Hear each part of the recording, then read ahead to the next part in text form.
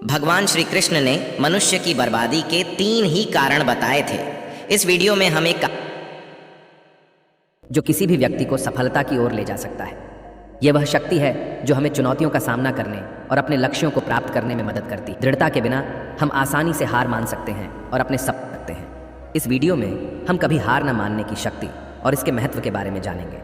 हम इस गुण के कुछ प्रसिद्ध उदाहरण को भी देखेंगे कि हम इसे अपने जीवन में कैसे। इस वीडियो में हम एक कहानी के माध्यम से हम आपको वो 3 कारण बताएंगे। तो चलिए देखते ही कौन से 3 कारण हैं जिन्हें करके व्यक्ति बर्बाद हो जाता है और कहीं आप भी तो नहीं कर रहे 3 गलतियां। चलिए शुरू करते हैं। प्राचीन काल में एक नगर के पास के एक जंगल में एक सन्यासी रहते थे। संसार के तमाम आकर्षणों से दूर होकर उसने कई वर्षों की तपस्या से अपनी शक्तियों को जागरूक किया था।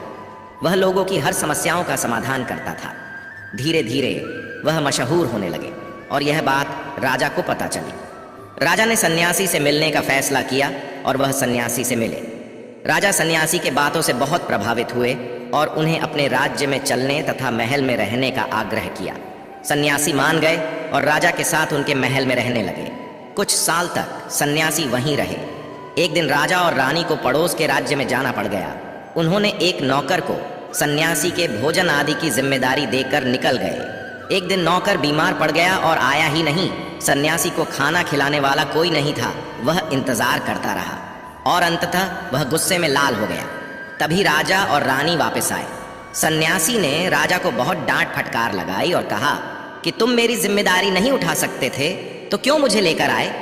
कुछ दिनों बाद मामला शांत हो गया। कुछ दिनों बाद राजा को फिर से पड़ोस के राज्य में जाना पड़ गया। इस बार राजा ने अकेले जाने का फैसला किया और रानी को खड़े निर्देशों के साथ सन्यासी के सेवा के लिए रख दिया। रानी रोज समय पर सन्यासी को खाना भेज देती थी।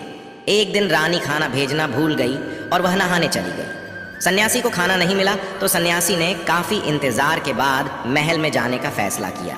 सन्यासी महल में गया और उसकी नजर रानी पर पड़ी। रानी की सुंदरता सन्यासी के मन में घर कर गई। रानी के अद्भुत रूप को देखकर सन्यासी उसे भुला नहीं पा रहा था।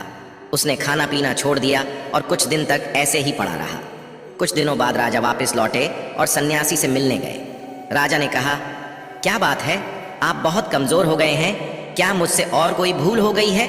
तो सन्यासी ने कहा कि नहीं, मैं आपकी रानी की अद्भुत सुंदरता की मोह में पड़ गया हूँ और मैं उसे भुला नहीं पा रहा हूँ और अब मैं रानी के बिना जिंदा नहीं रह सकता। राजा ने कहा, यही बात है ना, मेरे साथ महल में चलिए, मैं आपको रानी को दे दूंगा। राजा सन्यासी को लेकर महल में गए।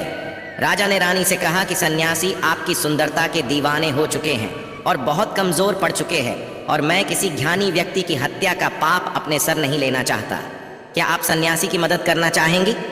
रानी ने कहा, मैं समझ गई क्या करना है, और राजा ने रानी को सन्यासी को सौंप दिया। सन्यासी रानी को लेकर अपनी कुटिया में जाने लगे। रानी ने कहा कि हमें रहने के लिए एक घर चाहिए। सन्यासी ने राजा से कहा कि हमें रहने के लिए एक घर चाहिए। राजा ने उनके लिए तुरंत एक घर उपलब्ध करवाया। सन्यासी रानी को लेकर घर गया।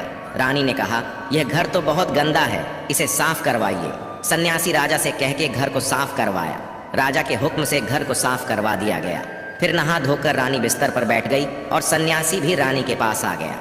रानी ने कहा, क्या आप जानते नहीं कि आप कौन थे और आज आप क्या बन गए हैं। आप एक महान सन्यासी थे जिनके आगे राजा भी झुककर प्रणाम करते थे और आज वासना के कारण आप मेरे गुलाम हो गए हैं। यह सुनकर सन्यासी को महसूस हुआ कि वह तो एक सन्यासी था जो सारी सुख सुविधाओं को छोड़कर शांति की तलाश में जंगलों में चला गया था। फिर सन्यासी ने राजा को बुलाया और रानी को उनको सौंप दिया और कहा, ये राजन, आज मैं आपको मनुष्य के बर्बादी के जो 3 कारण बताऊंगा जिनको यदि व्यक्ति ना करे तो वह सबसे सुखी रहेगा और व्यक्ति बर्बाद नहीं होगा। पहली आदत है इच्छा, क्योंकि इच्छा ही दुनिया की हर एक व्यक्ति के अंदर सबसे पहला अवगुण होता है और जो व्यक्ति अपनी इच्छाओं को नियंत्रण में नहीं रख पाता है वह जीवन के किसी भी क्षेत्र में सफल नहीं हो पाता है, क्योंकि जैसे ही उसकी एक इच्छा पूरी होती है वह दूसरी की ओर बढ़ने लगता है और दूसरी पूरी होती है तो तीसरी इच्छा उसके मन में जागृत हो जाती है और फिर ऐसे करते करते इच्छाओं पर नियंत्रण ना होने के कारण इसी जाल में उलझा रहता है और दुखी सकता है। इसीलिए राजन, जब हम इच्छाओं पर नियंत्रण का लेते हैं तो हम हमारे मन पर भी नियंत्रण का लेते हैं, और जब हमारा मन हमारे बस में होता है तो हमें सुखी सुखी प्राप्ति होती है। फिर जो हम चाहते हैं वही हमारे साथ होता है। दूसरी आदत है वासना का जन्म। हमारे मन में उठने वाली इच्छाओं से होता है। जिस प्रकार इच्छा का कोई अंत नहीं होता और मनुष्य वासना के जाल में फंसता ही चला जाता है, वासना के वशीभूत होकर मनुष्य को कुछ भी नजर नहीं आता है। आज तक जितनी भी लड़ाइयाँ हुई हैं उनका सबसे बड़ा कारण स्त्री को पाने की इच्छा ही रही है। स्त्री के प्रेम में वशीभूत होकर राजा महाराजाओं ने आज से पहले बहुत सारे युद्ध किए हैं।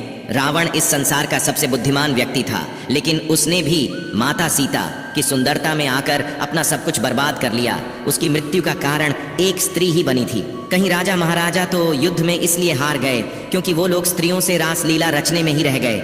ईश्वर ने तो स्त्री की उत्पत्ति इस संसार को बढ़ाने के लिए की है, लेकिन आजकल लोगों ने इसे अपनी वासना का शिकार बना लिया है, अपने मनोरंजन का साधन समझने लगे हैं। और जब उन्हें अपना यह मनोरंजन नहीं मिलता तो वो पागल हो जाते हैं और ना जाने क्या क्या कर बैठते हैं। इसीलिए ही राजन, जितना हो सके उतना वासना से दूर रहना चाहिए। तीसरी आदत है क्रोध, क्योंकि जब मनुष्य की वासना की पूर्ति नहीं होती है तो उसके अंदर क्रोध उत्पन्न हो जाता है, और जब व्यक्ति को क्रोध आता है तो उसे पर उसका नियंत्रण नहीं होता है, और फिर वो क्रोध में आकर कई गलत निर्णय ले लेता है। वो दूसरों को भला बुरा कह देता है, गालियां देता है, और जब उनका क्रोध शांत होता है तो उन्हें अपनी गलती का एहसास हो जाता है, लेकिन तब तक तो सब कुछ बर्बाद हो चुका होता है। क्रोध के कारण मनुष्य के कई बने बनाए काम भी बिगड़ जाते हैं। जब मनुष्य के भीतर क्रोध उत्पन्न होता है तो वो अंदर से बहुत कमजोर हो जाता है, और एक कमजोर मनुष्य कुछ भी नहीं कर सकता है, उसे कभी भी सफलता हासिल नहीं हो सकती। क्रोध हमारे भीतर तनाव को उत्पन्न करता है, और अगर एक बार हम तनाव में चले गए तो हमारा पूरा जीवन बर्बाद हो जाता है।